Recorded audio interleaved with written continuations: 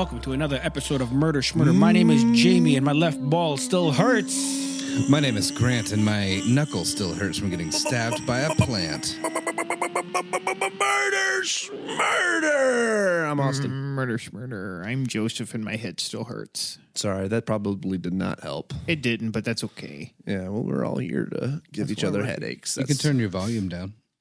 Huh? You can turn your volume down. I did. It's fine. Is it inappropriate to massage my balls while Yes. on the podcast? Given the subject matter I'm going to be talking about, I would say, I'd prefer it if you didn't. Also, Joseph, Yeah. would you like some Tylenol, or are you worried about, Blood clots? No. no, the tism, obviously. No, I He's already got it. I realized that. I'm it flared filled up. up on I don't want it to tism. flare up on There's you. not much more you could do to me to make me mortistic.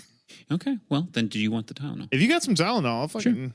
Okay, carry I on. always thought it was like a one and done thing, not like Popeye's spinach. Can I have a Tylenol as well? It is like Popeye spinach. It is. Can I have a teensy bit of water too, Julie? It gives you please? more tism. Yeah. Yeah, anytime I'm headed to the game shop and I'm about to play a game of Warhammer, I have a big bowl of Tylenol just so I can remember all my rules and stuff. Gotcha. Mhm. Okay. Mm-hmm. Joseph's put, so like, autistic. COVID vaccine in there with it? No. Okay. I don't need Joseph sent me vaccines. this YouTube Yeah, we video all that do. he likes to watch to help him cure his tism. I couldn't stand it. I was aghast at like how much you were like, no, I hate this. This is fucking bullshit. And I was like, how do you not? It's okay. Different strokes for different folks.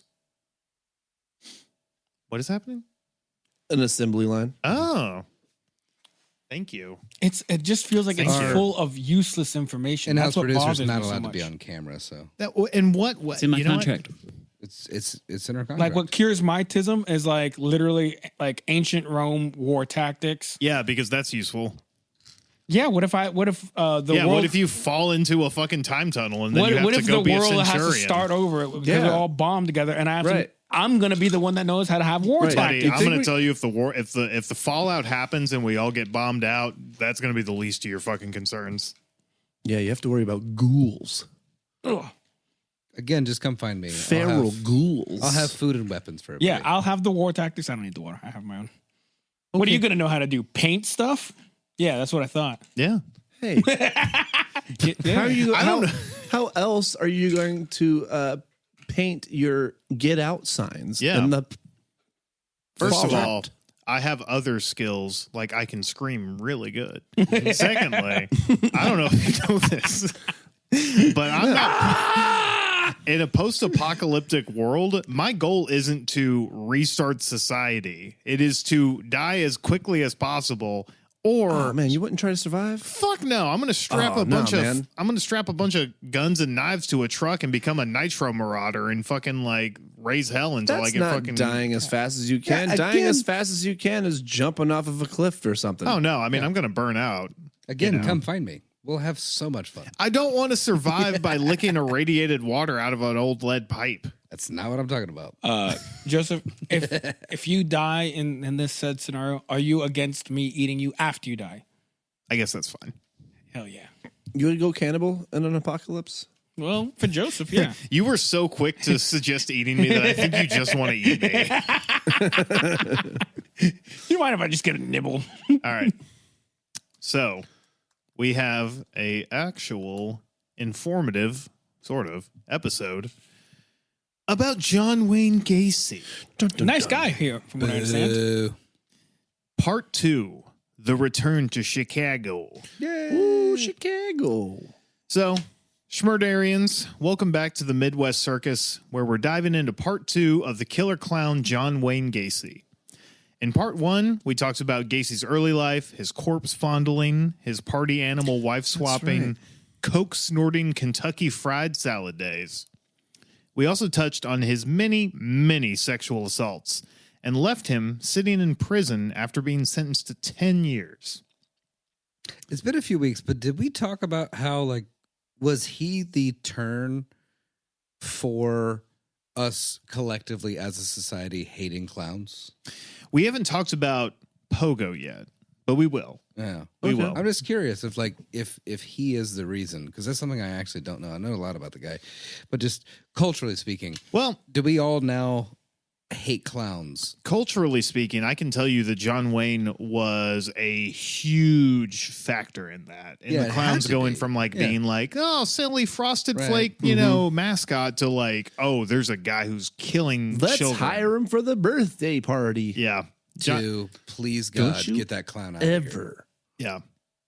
hire a clown for my birthday party? Like my wife hates clowns, horrified of them. Understandable. I mean, I think clowns are fun. They're creepy, but they're fun. Unless you What if it's a hire really him hot for me girl? to kick the clown's Look, ass. I'm Or I'm if not it's a Harley Quinn Against cosplay. a little bit of Clussy. Clown pussy, clown pussy. You see that shit on the internet?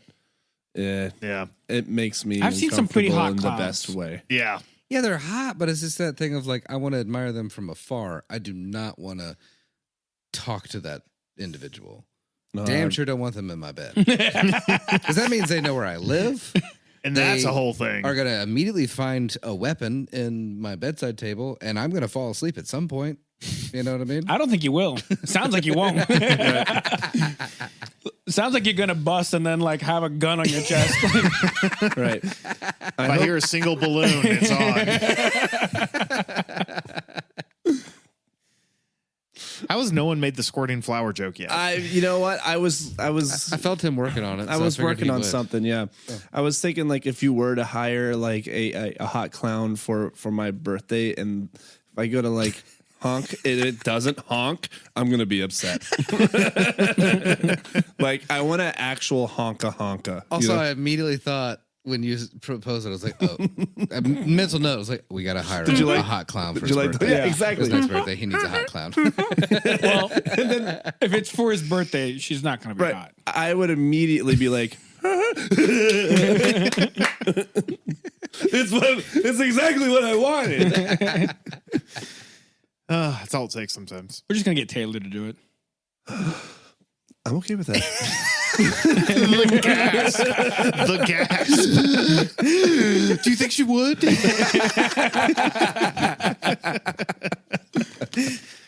Oh, baby. I think for me. So, I think if we just told her like you get to punch Austin if he grabs your boob, she's like, I can deal. But with they have to honk. in another stunning victory for the Yeah, just Great plow ahead. segue. Plow ahead. you just got to hard do it sometimes. plow You ahead, gotta- baby.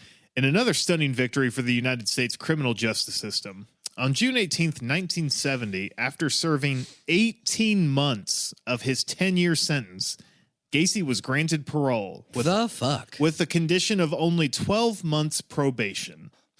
Cool. that. How do you swing that?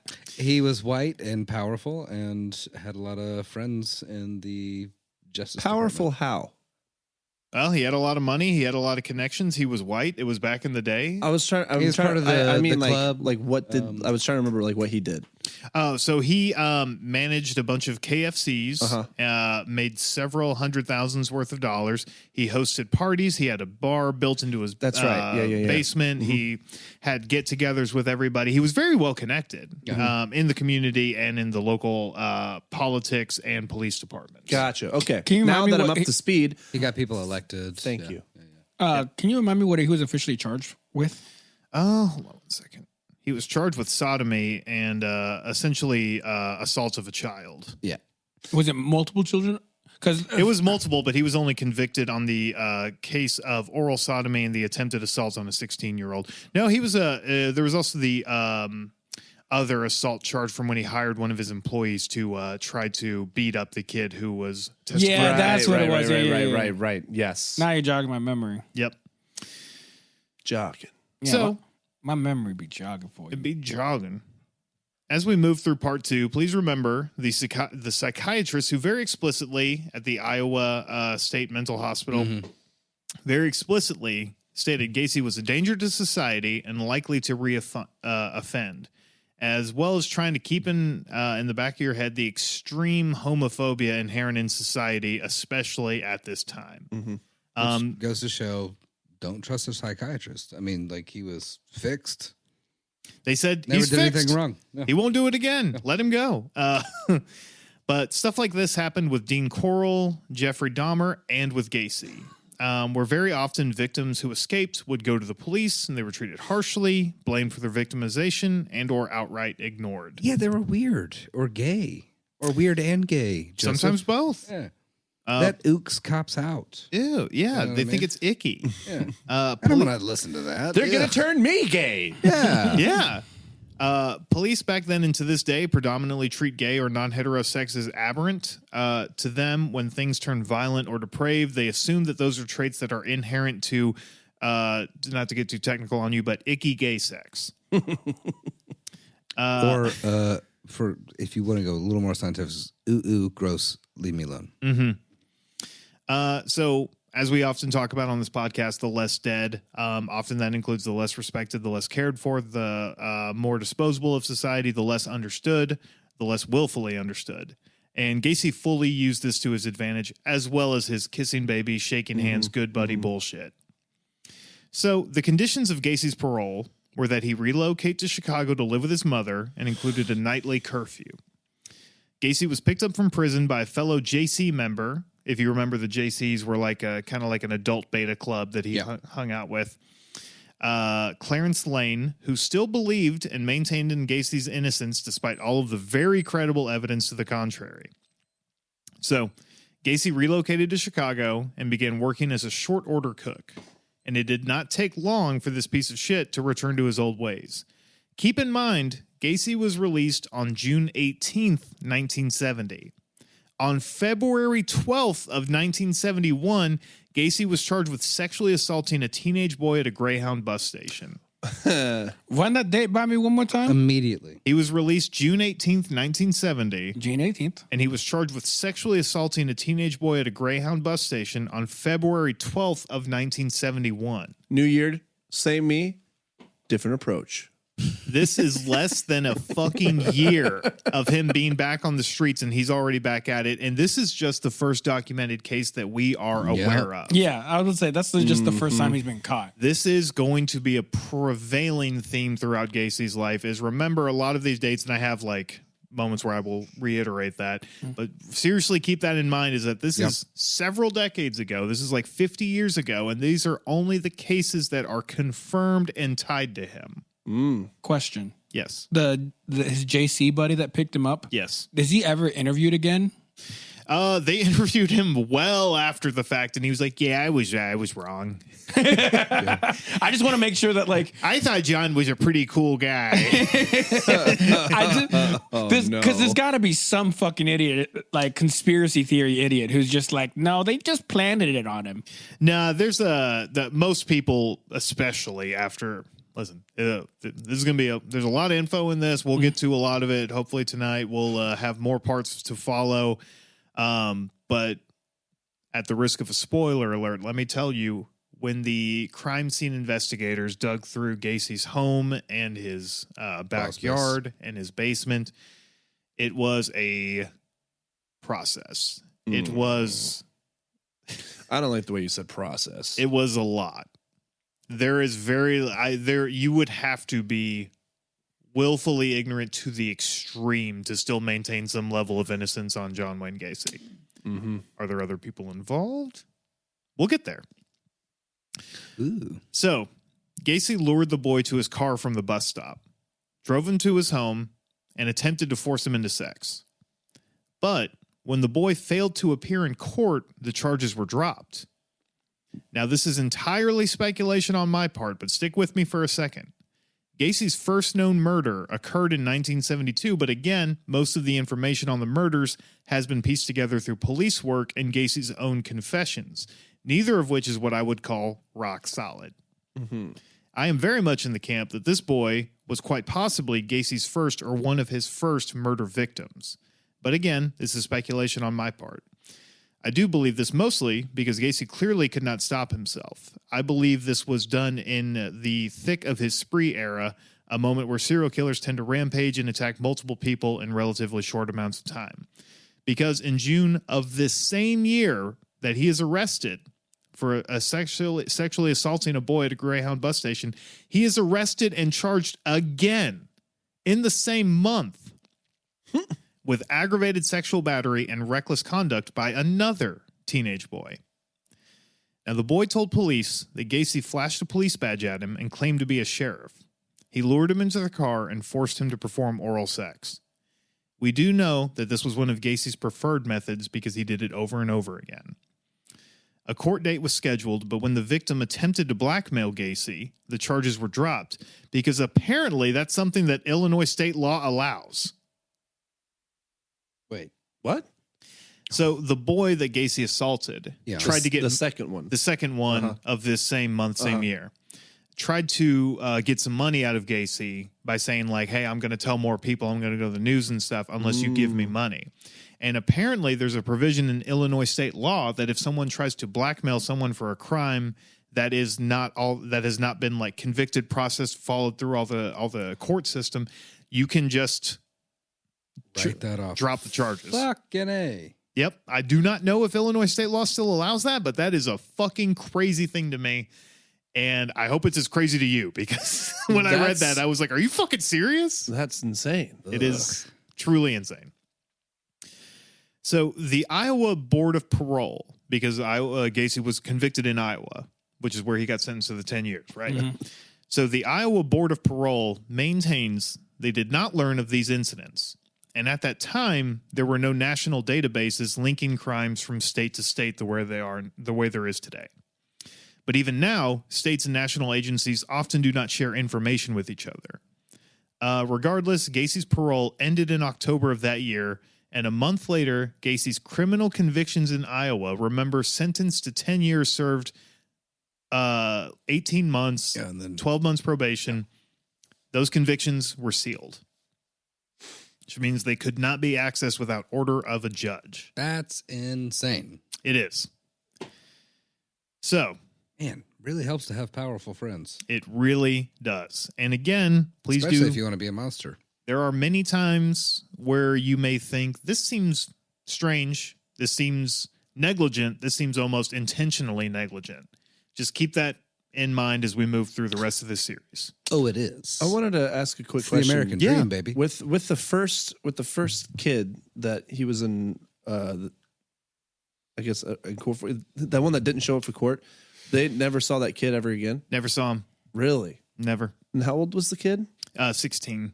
Okay, interesting. Was he an orphan? They don't know. They just never looked.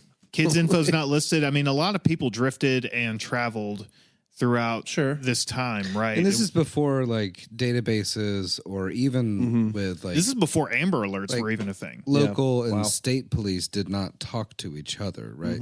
Well, more so like state by state, Right. You know, like FBI didn't start investigating shit like this, and so there was no national database. And so, with your Christmas Annihilator guy, that episode, Ronnie. yeah, Ronnie, he got all those like incest charges and stuff.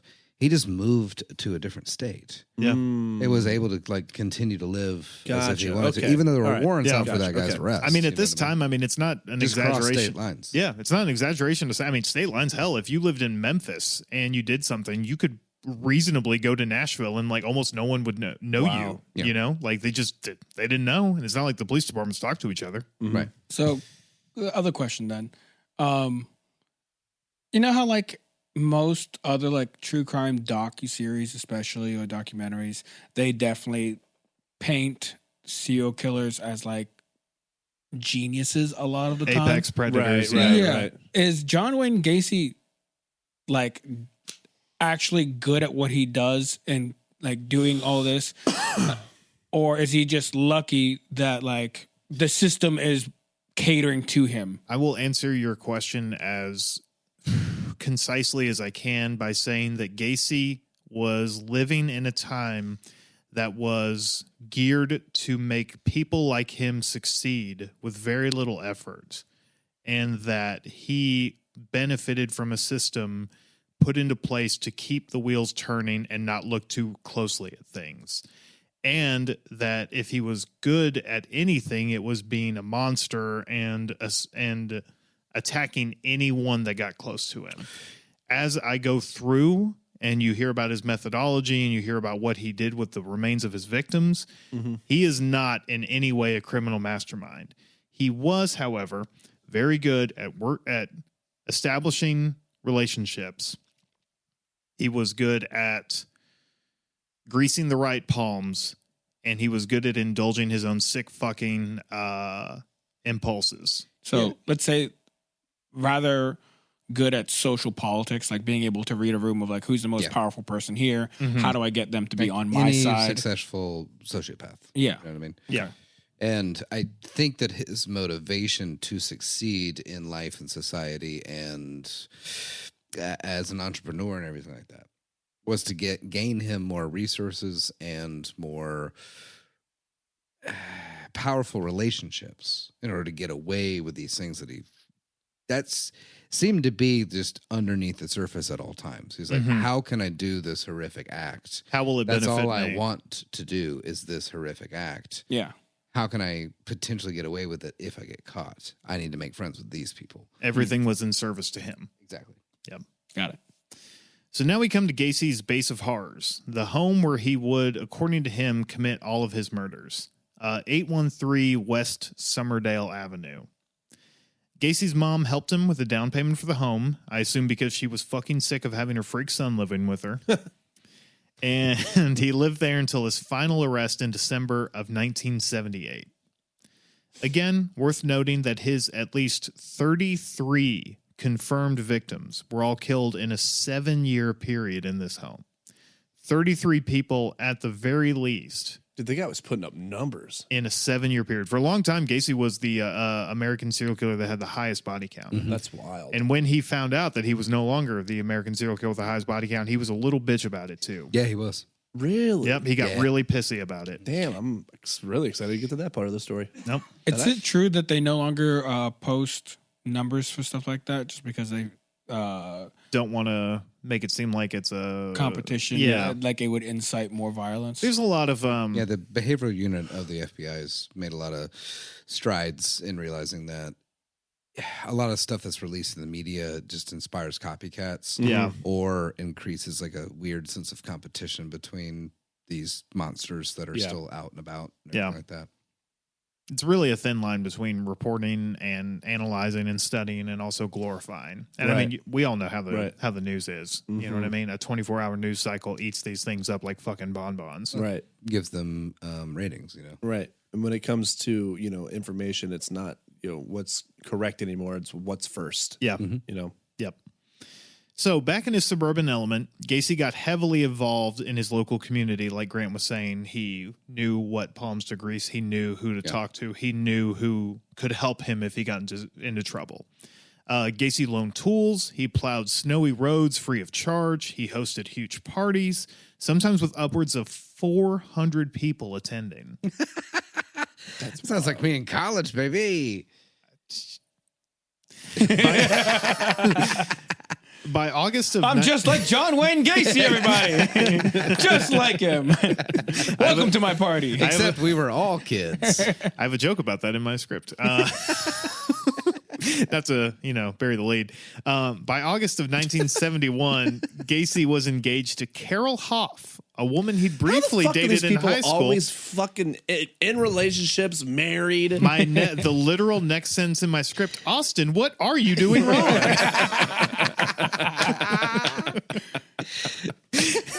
Because I'm just not killing enough people. You gotta put them numbers up, dog.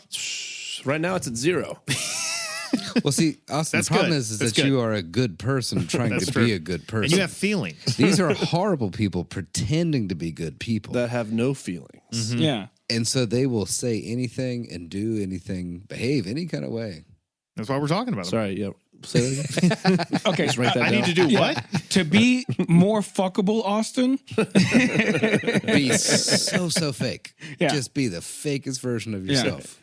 Satire. Don't do any of that. Don't do that. Don't do any of that. Be a good person. There's somebody out there for everybody. There is.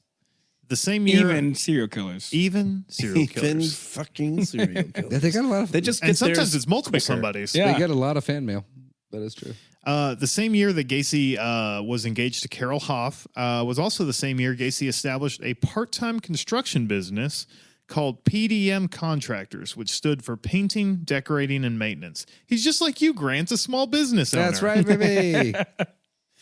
Gacy's parole officer granted him leave to work evenings on construction projects while working as a cook during the day. And by mid-1973, he had expanded his construction business enough to quit his day job. Hoff and her 2 daughters from a previous marriage moved in, and they were married by July the following year. It was sunshine and roses until it wasn't. And Gacy had no kids with his first wife, correct? I think he had a daughter. That's right. He did have a daughter. Okay. Because she got interviewed for this documentary that came out recently. Yeah. But like She when hot? all that shit went down, And she's also weirdly pro her dad. I mean, it's her dad, but also she's like, there are times where she's like, well, I didn't know he was doing that stuff. And it's like, oh, sure, that was his point. yeah. His whole intention Yeah, was to the make sure that basement you had a didn't funny know. smell, but basements have funny smells. By 1975, Gacy had told his wife that he was bisexual. And on Mother's Day, after some nookie, Gacy told her that this would be the last time they'd ever have sex. Oh, that's fun. Gacy told her. Yep. Told Carol, this is the last time we're ever I'm going to do done. this. Yep. He basically, literally, he was like, this is the last time we're ever going to do this. And then he just walked away. Gacy began spending long evenings and nights away from home. And the basement became off limits to Carol, which is an insanely huge red flag. Yes. Last podcast talks about this all the time, and I think it's important to reiterate it. If you have a live-in partner or even a fucking roommate, and there is a portion of your home that is locked, you're not allowed in, break the fuck in there immediately, Yep. dig hard, and then call the cops probably. What if it's a man cave? Then you should be allowed in the man cave. No, the wife can't be in the man cave. Yes, she can. No. She should be allowed to be in the man cave, but She it should should be just not- preferred that she's not in there. She Who's should just gonna not clean it, want to Jamie? be in the man Oh, cave. he's got a good point. Wrong. She should just not want Thank to you, be Austin. in there, right? Like, Grace does not like my garage because my garage is full of like her decorations and stuff that I put up on the thing, and then a bunch of shit I'm working on. But if Grant She's puts a always lock on allowed the garage in that door, garage. if Yeah. Grant puts a lock on the garage door, She needs to call the cops on me immediately. we have a problem. Yes, exactly. Yeah. She should probably start sleeping with a knife under her pillow. My wife's allowed in the man cave. How else am I going to know when dinner's ready? Text. Boo. Huh? Text. Not in the man cave. No phones in the man cave. I like it. No phones in the man cave. Yeah, no phones, no wives. Boom. Anyway, Carol. No alive Satire, children. Jules. What's wrong with you? Satire, Jules. Satire, Jules. Carol would have been. I could feel some like heat. Yeah. coming from There were Laser dagger beams. shots. I was like, is there sun in here? They were dagger shot. Yeah, for sure. Carol would have been right to be concerned because she often saw Gacy bringing home teenage boys into the garage in the early hours. And when she finally did go in there, she found a treasure trove of gay pornography and, way more concerning, men's wallets and IDs. Uh-oh. Never a good thing to find IDs in someone's garage. Poor Carol. She probably hasn't come in years. When she confronted Gacy about this, he told her it was none of her business. Carol had the good sense to I really ask hope for that's exactly what he sounded like. pretty much exactly what he sounds like. Really? Yeah. Oh, yeah, this guy's Midwest as fuck, dude. This guy's a corn-fed piece of shit. Real turd with the cob in it. It's really hard for me to think of a person being evil with a Midwestern accent just because Bro, I think it's so funny If sounding. you want Right. to talk about a region of the country that's filled with fucking serial Let me killers, touch look your at the beaner. Midwest. Really? Jeffrey Dahmer, Dean Corll, John Wayne Gacy. I mean, there's the fucking, it's crazy. Lake Michigan must be filled with bodies. That's wild. Oh, it is. Yeah, I was about to say, because I think the funniest accent in the world is the Indian accent. that's pretty And good. the second funniest is the Midwestern. And they eat ambrosia salad, but they still eat people too. They cut people Ambrosia up. salad is weird. That's weird. That's weird I don't stuff. like it. That's the one with like the marshmallows and shit. Yeah. Yeah. Not a That's- salad. Burn that. Burn that cookbook. So Carol had the good sense to ask for a divorce, but not enough sense to contact the police. Of course, in retrospect, it's easy to say that these ideas most definitely belong to assault and murder victims, but perhaps Carol was too shaken up by this new violent side of Gacy to dig deeper, or maybe she only assumed the worst thing he could do was be unfaithful to her. Either way, Gacy agreed to a divorce on the false grounds of infidelity with other women, and Carol and her 2 daughters moved out. With Gacy's wife and daughters out of the house, Gacy dove headfirst into his real passions, PDM contracts and perverting. I'm just picturing like the scene from Risky Business. I'm just like sliding through. Unfortunately, yes. That is in his tidy whities. Yeah. He's having a great time. He puts a urinal in the bathroom and is like, finally, something for the boys. He plugs in a fucking like Anheuser-Busch like Yeah. neon Today's light. music ain't got the same soul. But there's also just a screaming teenage boy with like a sock in his mouth, and he's I like that old type of rock and roll. Women, am I right? The kid's like, Gacy was Never get married. Never get married. I won't. Just let me go. Gacy was also working as a supervisor for PE Systems, which is a drugstore remodeler, and at this time was confirmed to be traveling frequently to other states. I don't like that. It's not good. This was also the year that Pogo the Clown was birthed like a prom night dumpster baby. why'd you have to put it that way? Because it's gross and Because it upsetting. is what it is. Because it's gross and upsetting, dog. Gacy took inspiration from the Jolly Jokers at the local Moose Club and created his own characters, Pogo the Clown and Patches the Clown.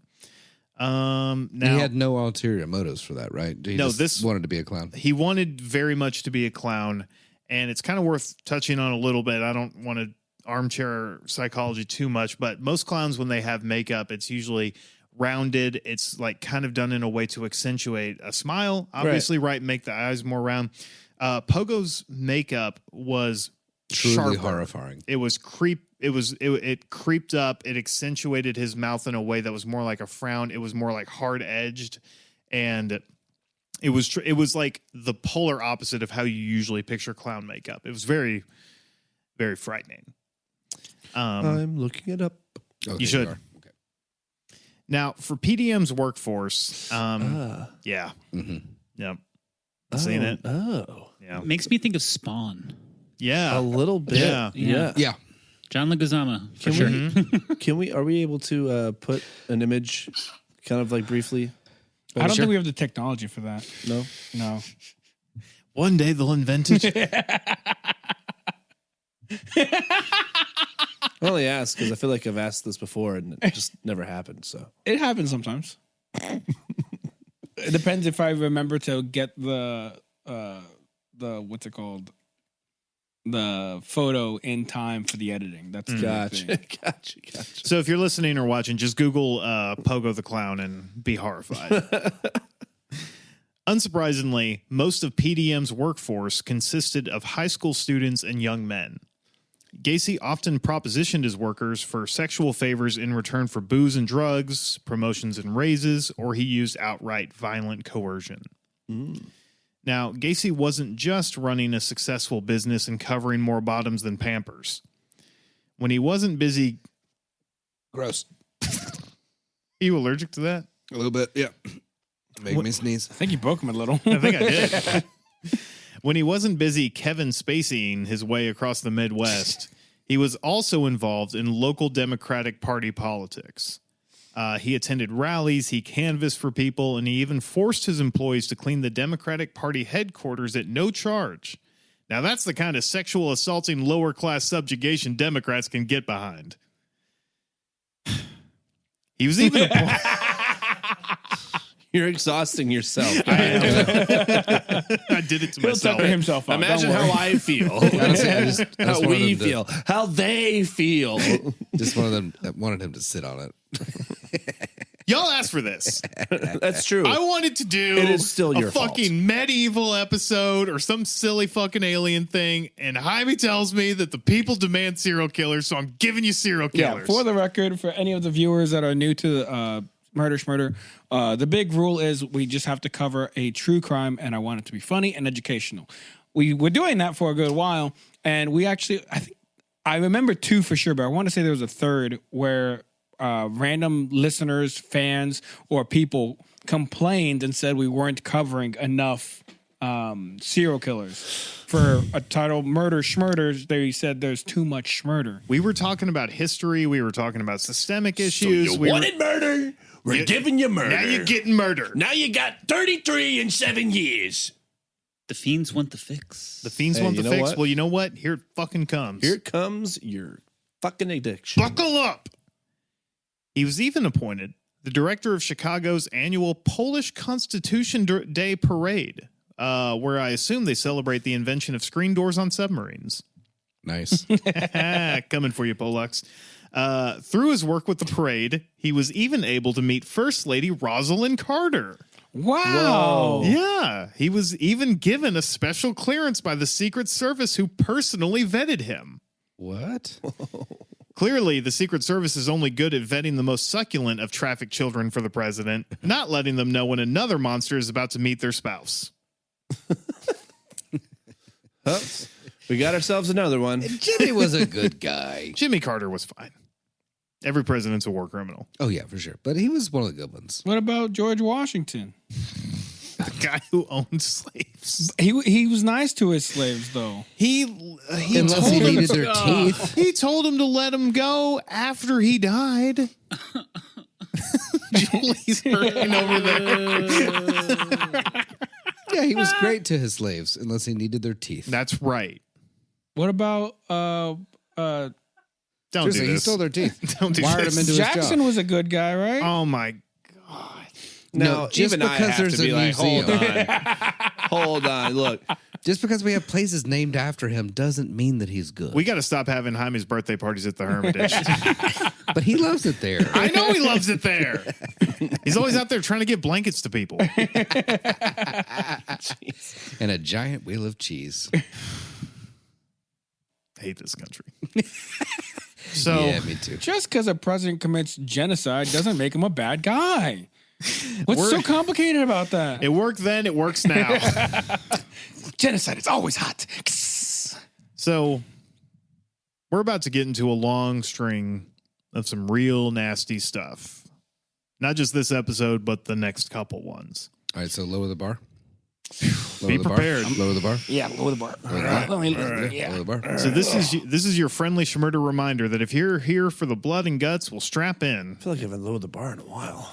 And if not, well, hey, stick to the Tuesday Schmurder episodes and we'll call it square. Before we get into Gacy's murder methods and his long string of victims, remember that these are victims and each one of them had a life. A favorite meal, a family, friends, pet peeves, dreams. They lived full, entire lives until this selfish piece of shit saw fit to end them. So, Gacy murdered at least 33 people, 26 of whom were buried in the crawl space of his house. Some were grabbed by force, and others were conned with a fake sheriff's badge trick. However he got them, Gacy usually stuck to the same murder method as most process killers do. Because really, that's what Gacy is. Mm-hmm. He doesn't want the bodies. He's not a product killer. He's not out there to like play with them and all that stuff. He did corpse fondle and stuff, but that was really more in his kind of testing the waters of what can I get away with? What can I do? What can I allow myself to do and still feel like a real person, right? Or still maintain this illusion of a man or a person, an entity. The process killers, they usually have a similar method. They have the same method across all of their victims because that ritualization of killing someone is what they crave. The actual moment when it's happening, right? So once Gacy had his victim in his home, he would loosen and weaken them with drugs, drinking, and little favors. Because again, Gacy was a weak piece of shit who did not want anyone to have a fair fight on him, right? He wanted them weak and vulnerable. He would find ways to make them trust him and be more compliant. Often he would promise to show them a magic trick. Sometimes he would leave the room and come back dressed in his pogo persona. Either way, he would produce a pair of handcuffs, and he would cuff his own hands behind his back with a key hidden. He would uncuff himself, release himself through magic, and he'd offer to show the victim how to perform the trick. And once he had them handcuffed, his entire demeanor would morph from a friendly boss sharing drinks and having fun to a torturer. He would sit on his victim's chest and force them to fillet him. He would burn them with cigars. He would violate them with foreign objects. He would even force them to give him fucking horseback rides, all while beating and berating them. And this is just Tuesday. Yeah, Pretty good. There's the bar. Pretty good. Yeah. not bad. I was Often gonna say you weren't giving me a lot of opportunities. No. Yeah, I'm struggling here. Listen, Right. if you want to step in and try to do one, Okay, hang on. No, What- you're this is literally describing a nightmare. yes. The real nightmare is having to give a horseback ride to this fat fuck. That's not bad. So yeah, That's, I was going to say the real nightmare is that's a shitty magic trick. yeah. It's no David Blaine. Oh, I handcuffed myself and I put the ring of the key around my tiny dick. I think you won that round. Because now I'm That's the imagining, worst magic trick I've ever heard. I'm pretty pissed off. Mainly about the magic trick, but also the piggyback rides you're making me give you. There's no Make a prestige. Make a card Where's change the face by touching prestige? it. That's amazing. That's David impressive, Blaine. Someone tell David Blaine this trick sucks. Nice. So he would beat them, berate them while they were giving him fucking horseback rides. He would choke them with makeshift reins. Gacy was also a big fan of partially drowning his victims in a bathtub. He would hold them under, he would pull them back out, resuscitate them, push them back in, do it over and over again, sometimes for hours. God, fucking damn. Hours? Hours. Jesus. Once Gacy had his fill, he would almost always murder his victims by placing a rope tourniquet around their neck, and then he would slowly tighten it using a hammer handle. According to Gacy himself, all of these murders, except for his final 2 victims, were killed specifically between 3 and 6 a.m. Often Gacy would store the bodies underneath his bed for up to 24 hours before he would finally bury them in the crawl space. Once they were in the crawl space, he would periodically pour quicklime to speed up the decomposition.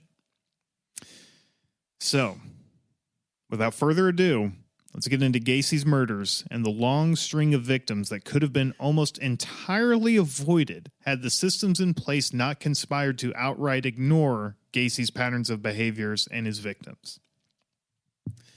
Gacy's first known murder occurred on January 3rd, 1972. By Gacy's own account, he had been driving to check out a display of ice sculptures at the Civic Center when he, just so coincidentally, stopped at the Chicago Greyhound bus terminal. You may remember that he had already previously been arrested for assaulting someone at a similar bus terminal. So clearly he has a spot that he likes to hang out. Right. There, 16-year-old Timothy McCoy was waiting on a bus to get to Omaha to visit his father. The bus was not due until the next day, and Gacy lured Tim with the promise of a sightseeing tour of Chicago, a place to sleep, and a drive back to the bus station in the morning. This is the part of the movie where the audience is screaming, "Don't do it, Tim!" Also, to give a 16-year-old a sightseeing tour? Yeah. Me at 16, I'm like, I'm good. Fuck you, old man. I don't give a shit about monuments. I don't want to know about the history of this dumbass town. I got to go see my dad. Yeah. Unfortunately, Tim went with him. More than likely, Gacy was plying him. I mean, this is what Gacy says, right? More likely, what Gacy was doing was offering him weed and money and booze, most likely, yeah. and said, "Hey, do you want to wait 24 hours at the Greyhound station for you to get to the bus, Or do you want to get high or do you and want have to some come beers party with with me for the next 24 hours, and then I'll bring you back?" Right. And Tim, being a dumb 16-year-old from Omaha, was probably like, Weed? "Fuck yeah, dude." Now, what Gacy claims happened obviously cannot be trusted, but the only people who know what really went down are Tim and Gacy. According to Gacy, Tim spent the night, and when Gacy woke the next morning, he found Tim standing in his doorway holding a knife. Gacy, with his Steven Seagal-like reflexes, went into ham commando mode and attacked Tim. Because that's what I call Steven Seagal's ham commando. I love Yeah, that. I no, love it. absolutely. Tim fought back, but Gacy was able to take the knife, wrestle Tim to the floor, where he stabbed him repeatedly in the chest. And what did Tim have to say about this whole thing? He gurgled mostly. He got me doing it. When interviewed about the death, sorry, Tim, Gacy said that as he listened to Tim's gurglings and watched the blood drained, he experienced, quote, a mind-numbing orgasm. Oh gosh. Oh. To further Murder boner. To further quote him, that was when I realized death was the ultimate thrill. Worse than that is when Gacy went into the kitchen, he saw that Tim had been cooking him breakfast and set a table for two. Apparently, Tim had wandered into the bedroom thanks for the tour. while absent-mindedly holding the knife to wake Gacy up. Now, I think Gacy's story is bullshit. Yeah. While possible, I guess, given Gacy's long string of assaults, violence, and buildup to finally killing someone, I think it's much more likely Gacy did not kill this boy in a tragic misunderstanding that made him drop a bucket load of splooge, but more likely he just killed this poor kid. What is confirmed is that Gacy buried Tim's body in the crawl space and covered him with a layer of concrete. Tim became, as far as we know, the first body in the basement, but he would be nowhere near the last. And that, listeners and viewers, is where we're going to pick back up next week. Uh-oh. No. That's right. I was just getting into it. Goodness. I know. That's what we call a cliffhanger. That's right. If you want to hear even more horrible things, another long string of, again, at least 32 other people. Over 5 years, is that what you said? 7 years. 7 years? 7 years, 33 confirmed victims. So that's about 5 people a year. Mm-hmm. There you go. That's math. How many 5 people a year? What are you saying? Like one every 2 or 3 months? Yeah. Yeah, more or That's less. fucking insane. The rate at which Gacy was killing people is truly staggering. Yeah. And again, this is 33 confirmed. Right. Right. Not to count when he was traveling out of state, which he very much did. So it's probably More. it's probably way more on top of everything, but the frequency, if I had to imagine, only increases. I imagine the first one was like, wow, I didn't know I could do that. That's usually the case with process killers. Yeah. It is. And then And like, it gets let's more say and With the more rapid. divorce. yeah. Mm-hmm. Like let's say his year wife 3 left. to year 5, Mm-hmm. way more than the first 3 years, and then 5 to 7. Yep. Fuck. Yeah. That was me this entire script writing So, process. do you still like them? I mean, a person can always redeem themselves somehow. I mean, There's still like a part 3 and It's 4. not There's still a part 3 and happening. 4. Yeah, Jimmy, he it's might not turn happening. it around. He's not turning it around. There's no redeeming quality to this horrible piece of shit. Have you read parts 3 and 4? Exactly. I don't know how this is going to turn out. If you have a piece in there in the next couple episodes just to bait Jamie to be like, oh, that's awesome. I'll love you for it. And then Gacy opened a no-kill animal shelter. And then he helped Psych. Kanye produce his first album. Well, it can't be that bad, right? And then he taught a small group of 16-year-old boys how to get bad bitches. He saved a water park from closing. No, it's pretty bad. Oh, It's okay. just gets worse. Well, And you, dear gentle listener or viewer, get to be That's there you. for it. Well, I'm glad we're all learning something here. Yeah. Mm-hmm. That, bad people can turn into good. That's something we're learning. Most likely doesn't happen. Not in this kind of- one. Not this one. Maybe the next one. Maybe prison did not rehabilitate him, but made him worse. Did you think about that? Maybe the justice system failed him. Ah. I don't think that Joseph would usually angle that way on one of his episodes. No, Jaime's right. It's the prison's fault. You love the justice system. I do. It's the best. We honestly don't make any mistakes. No. Everything's cool. Never have. It's great. It's great. Batting 1,000. Mm-hmm. And it's offensive to say otherwise. I'm legally obligated to not say a word. It's super great. People are serving life sentences for quarter ounces of weed, and whereas other people are just, senators. If I ever In want to go charge. visit my brother in Canada, I should probably just chill out. I guess we're not going to Calgary. Austin's like, due to my contract, I have to shut the fuck up. My lawyers have advised me, shut the fuck up. What is it? 1, 2, 3, 4. Fifth. All right. Well, if you like what you see and you like what you hear, please be sure to tell us over at don'temailtrashville@gmail.com. And now we're gonna put in the commercials for our sponsor this evening. That's right. Cue it. Commercial. Oh, hey, folks. It's me, Austin, from the Murder Smurder podcast. I'm sorry, but I'm feeling a little under the weather right now. Medicine has failed me, and soup has betrayed me. There's only one thing I know is going to get me out of this rut. And that's Corsair American Gin. Now, if you're like me, after all of this murder and schmurdering, you need yourself a quick little pick-me-up. I couldn't recommend more than Corsair American Gin. And guess what? We've partnered with Corsair Distillery to bring you Murder Schmurder's first promo code.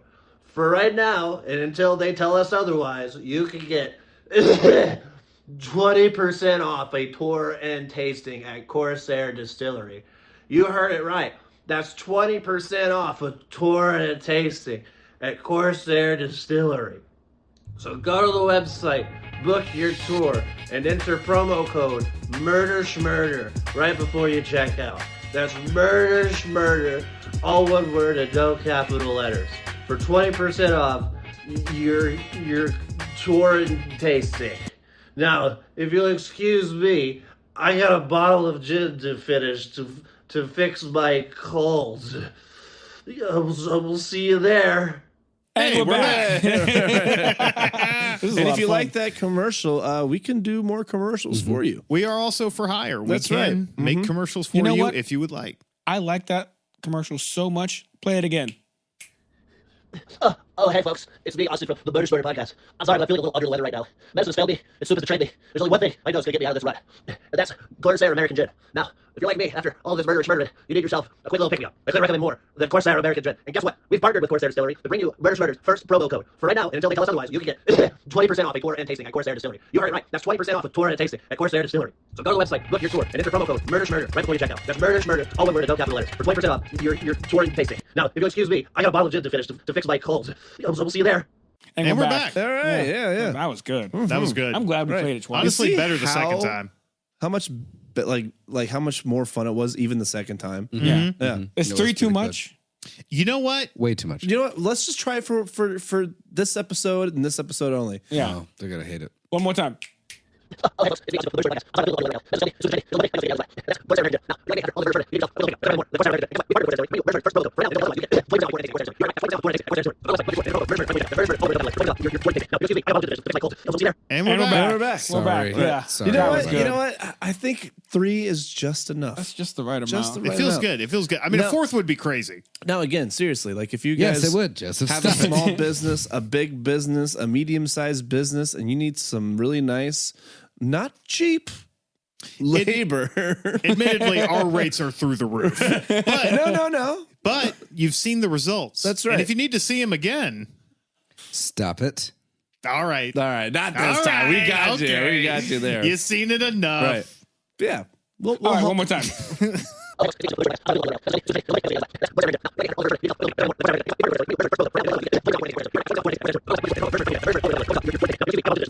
And we're back. back. God damn it, that was good. God The damn. fourth one really, Yeah, really You know what? got I- me. I- Sometimes you don't know if it's good until the fourth time. Right, you know, I see what John was like really on about with the 33 because 4, I'm loving this. Yeah, four feels great. Yeah, I could go 29 more times. I mean, to be honest with you, Do you want? We could just. you want to plead the fifth?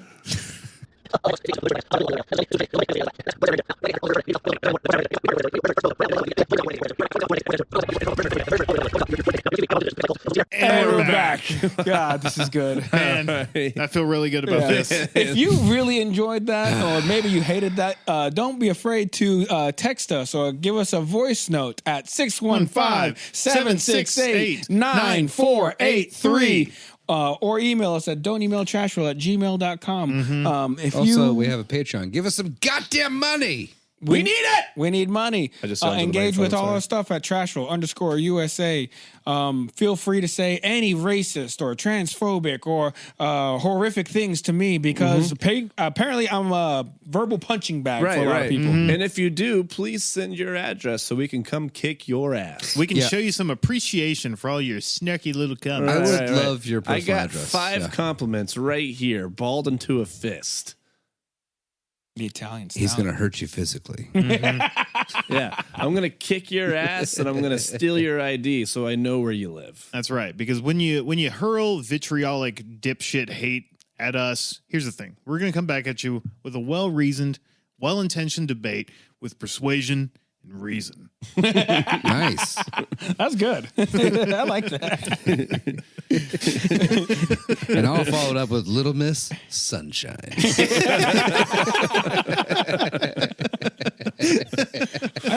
Hang on, help me out with my fist names. I don't know. I got Walker in Texas Ranger right here. Oh, that's good. That's good. That's good. I like Patrick and SpongeBob. SpongeBob. That's the best. Squidward likes Patrick more than SpongeBob.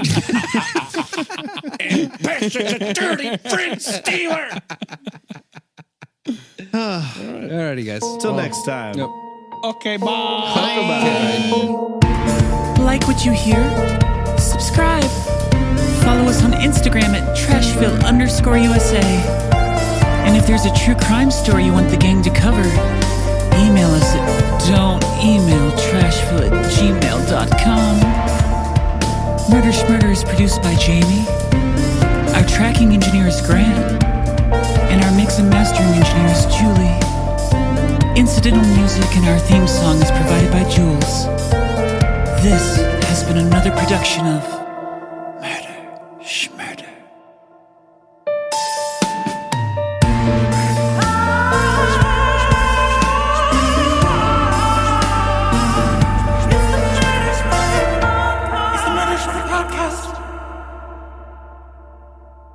Here at Murder Schmurder, if there's one thing we can all agree on, it's this. You gotta laugh or you'll cry. Right now, there's a lot to laugh and cry about.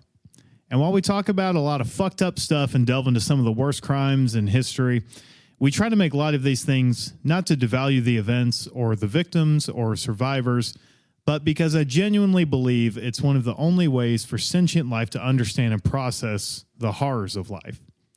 And it's not lost on us that most of the victims we talk about in our true crime misadventures are the most vulnerable in our country. Sex workers and racial and or queer minorities. If you'd like, you could roll back the tapes and find several hours worth of ranting on this by each of us. That being said, sometimes the boys get rowdy and we end up yes-anding or attempting to outdo each other and we say some gnarly shit. Hence, lower the bar. Hence lower the bar, which is not going to stop happening. No, it's a very fun game. It's a very fun game. So I want the listeners to know that while our intention is to never punch down, we do fuck up. And we learn and we try to get better. Are we going to fuck up again? You bet your ass. Absolutely. 1,000%. Will it be funny when we do so? 1,000%. Probably for us. 1,001%. I hope so. And definitely for us. One of my favorite things is laughing at you guys. No. But here at Murder Schmurder, we value our brothers, sisters, and non-binary homies out there. BIPOC, LGBTQIA2+, whatever member of the alphabet mafia you are, we got your back. And we hope you have ours as we continue to grow, learn, and support each other through these dark times and come out the other side stronger than ever. And since we're here, we're just going to unequivocally say, fuck fascists, incels, cops, nationalists, and whoever else has a problem with people being who they are.